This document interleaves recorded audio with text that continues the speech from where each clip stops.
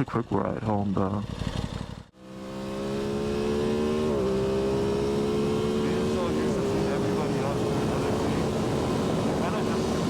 Why do I feel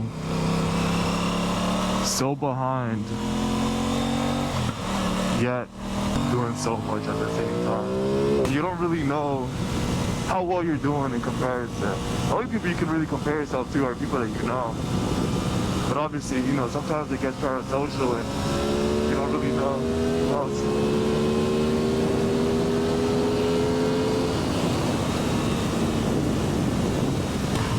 I think as a man, I feel like I should be doing more. And you know, when you're younger, you kind of think about like what you should be doing as a kid.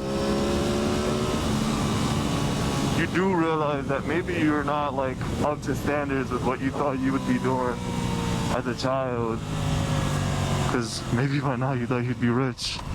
I thought I was gonna be having a penthouse overlooking the city, and then life hit me.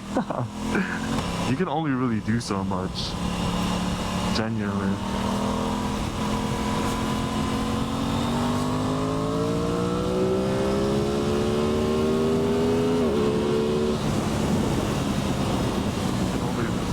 I think comparably, if like we're really talking about,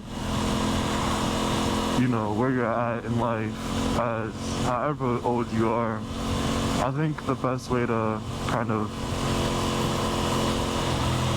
have like a metric for it is look at what you were doing last year. I think for me that kind of gives me some hope that, you know, every year has been a quick year, but there's definitely been some growth progression, which truthfully is something that is important to have, you know, because I think something that helps people compare is definitely looking at the numbers and how things are and how things have been. Comparison is the thief of joy. Genuinely, you can be in a much better place than a lot of people, but you looking at others in an unhealthy way, because there's, you know, there's levels to it. You can definitely look at people and be like, you know, I wish I was there. Like, what do I need to do to get there, and make it like a healthy thing. It doesn't have to be always toxic.